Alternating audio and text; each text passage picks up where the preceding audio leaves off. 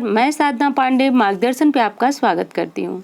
आज मैं बात करूंगी विजया एकादशी के बारे में। विजया एकादशी जो कि 9 मार्च को पड़ रही है। 9 मार्च को विजया एकादशी का पर्व जो है मनाया जाएगा। इस दिन एकादशी का व्रत रखा जाएगा। दोस्तों, जैसा कि आप सभी समझ सकते हैं कि जिस एकादशी के नाम में ही विजया यानी विजय शब्द जुड़ा हुआ है, उस एकादशी को करने से जातक को विजय की प्राप्ति हो जाती है। और ऐसा हमारे शास्त्र में कहा गया है कि जब भगवान श्री राम लंका पे चढ़ाई करने गए तो वो भी इस एकादशी यानी विजया एकादशी का व्रत किए, भगवान की पूजा किए, पाठ किए और तब जाकर के लंका पे चढ़ाई किए। निष्कर्ष तो आप सभी को पता है कि वो जो है लंका पे विजय प्राप्त किए। दोस्तों, इस बार भी भ्रम की स्थिति बनी हुई है कि एकादशी का पर्व जो है वो कब से मनाना है और कब इस व्रत को रखना है। एक चीज ध्यान दीजिए, आप स्क्रीन पे लिखा हुआ है 8 मार्च 2, तो इस 2 का कोई अर्थ नहीं है दोस्तों। लिखने में ये थोड़ी सी भूल हो गई है और एकादशी जो है शुरू हो रही है 8 मार्च को दोपहर 3:44 पे। तो जैसा कि आप सभी जानते हैं कि हमारे यहाँ हिंदू धर्म में जब कोई त्योहार मनाया जाता है तो सूर्य उदय की तिथि में जो त्योहार होता है उसको मनाना काफी श्रेष्ठ हो जाता है। तो इसलिए 8 मार्च के बजाय 8 मार्च को दोपहर 3:44 से शुरू हो रही है, इसलिए एकादशी तिथि को 9 मार्च को मनाने की सलाह दी जाती है। और 9 मार्च को जो एकादशी है वो 3:02 दोपहर को समाप्त हो जा रही है। अब आपको पारण कब करना है, तो 10 तारीख को अगली सुबह यानी 9 को आप व्रत रखेंगे और 10 तारीख को आप 6:36 से 8:59 के बीच आप पारण कर सकते हैं। ये एकादशी के पारण का सबसे शुभ मुहूर्त है। इस तिथि में पारण करना काफी श्रेष्ठ होता है। अब दोस्तों, आप सभी जानते हैं कि एकादशी तिथि में भगवान विष्णु का पूजा और अभिषेक होता है। तो प्राय एकादशी के दिन आप सभी व्रत रखते हैं और निर्जला व्रत तो आजकल मुझे नहीं लगता है कि हो पाएगा, क्योंकि हर महीने की एकादशी में निर्जला व्रत रख पाना काफी मुश्किल होता है। तो जिस विधि से आप व्रत रखते हैं रखिए, क्योंकि एकादशी व्रत ही काफी श्रेष्ठ है और एकादशी व्रत से बड़ा और कोई व्रत बताया भी नहीं गया है।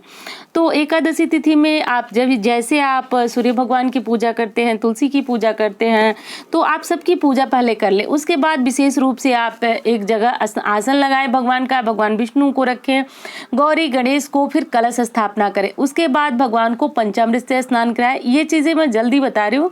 आपको सबसे पहले गणेश और गौरी की पूजा करनी है, इसके बाद भगवान को श्री हरि विष्णु को पंचामृत से स्नान कराना है। आज के दिन आपको पीली मिठाई, पीले फूल और पीले फल भगवान को अर्पित करना है। वस्त्र रूप में आप भगवान के लिए पीला कपड़ा भी ला सकते हैं। पीताम्बर जो है श्री हरि विष्णु को विशेष प्रिय माना गया है, तो पीला कपड़ा भी ला सकते हैं या वस्त्र का स्वरूप करके मौली धागा भी भगवान को समर्पित कर सकते हैं।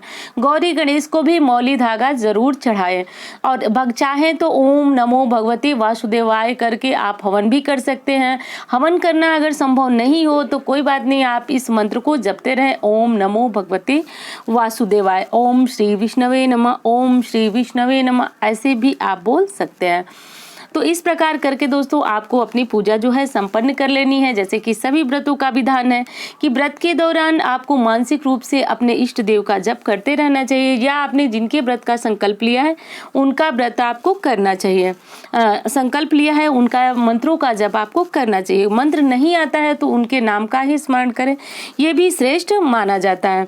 अब ये कार्य आपको कर लेना चाहिए। दूसरी चीज है दोस्तों कि इस एकादशी तिथि में जब आप भगवान विष्णु की पूजा करते हैं तो माँ लक्ष्मी की कृपा भी जातक को प्राप्त हो जाती है, ऐसा हमारे शास्त्र कहते हैं। क्योंकि जिसके ऊपर जगत के पालन करता भगवान विष्णु की कृपा हो जाती है तो उनकी जो प्रिया माँ लक्ष्मी हैं वो भी भगवान विष्णु के साथ साथ दौड़ी चली आती हैं और उस जातक के घर में धन धान्य की कमी नहीं रहती है। लेकिन इस तिथि में माँ लक्ष्मी के साथ साथ तुलसी को मनाना बहुत आवश्यक है।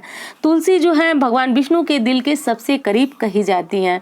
आज के दिन आपको क्या करना है कि आपको तुलसी की पूजा विशेष करनी है। जैसे कि आपने सुबह जल वगैरह चढ़ाया, फिर उसके बाद जिस प्रकार आप भगवान विष्णु का पूजन किए, पीली मिठाई, पीले फूल और पीले फल से, उसी प्रकार आप तुलसी माँ को भी मौली धागा वस्त्र का स्वरूप करके दें। उसके बाद आप पीले फूल, पीली मिठाई, पीला भोग समर्पित करें। उसके बाद अब शाम को आपको विधिवत माँ की पूजा करनी। विधिवत में आप माँ को कुछ भोग लगाएं, तुलसी माँ को। उसके बाद आप उनको भोग लगाने के बाद उनकी आरती करें और 5 दीपक जरूर जलाएं।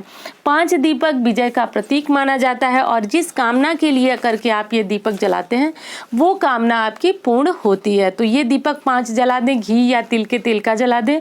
उसके बाद आप माता से अपनी कामना कहें कि हे विष्णु प्रिया, मेरी ये कामना है। आप अब माँ श्री हरि विष्णु के दिल के सबसे करीब हैं, तो आप विष्णु जी तक ये मेरी कामना पहुँचाइए और माँ जल्दी करके मेरी ये जो भी कार्य हो, तकलीफ हो, वो माँ से कहें कि उसे दूर कीजिए। या कोई कार्य है जो पूरा नहीं हो रहा है तो उनसे कहिए कि हमारा कार्य जो है पूर्ण करें, हमें विजय दिलाएं। कोर्ट कचहरी में अगर कोई दिक्कत है तो आप ये उपाय आप बिना व्रत रखे भी एकादशी का कर सकते हैं। ऐसा आवश्यक नहीं है कि आप एकादशी की पूजा करने के लिए, सत्यनारायण भगवान की पूजा करवाने के लिए एकादशी का व्रत रखें।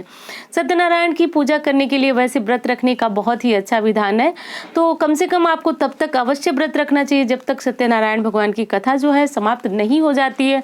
और जब कथा समाप्त होती है उसके बाद आप प्रसाद ग्रहण कर भोजन कर सकते हैं। अब दूसरी चीज आपको बता दूं दोस्तों कि जब आप तुलसी की पूजा करें तो उसके बाद आप उनकी आरती अवश्य गाएं। आरती गाने से तुलसी माता जो है विशेषकर प्रिय होती है। लेकिन प्रायः होता ये है कि तुलसी जी की आरती बस सिर्फ कार्तिक महीने में ही गाई जाती है, बाकी समय नहीं गाई जाती है। लेकिन तुलसी माँ को प्रसन्न करने के लिए आरती गाना एक विशेष माध्यम बताया गया है। तो इस विधि से करके आप अपनी पूजा पाठ को संपन्न करें। और दोस्तों उम्मीद करती हूँ जानकारी आपको बहुत पसंद आई होगी। मिलती हूँ इसी तरह की वीडियो के साथ। धन्यवाद।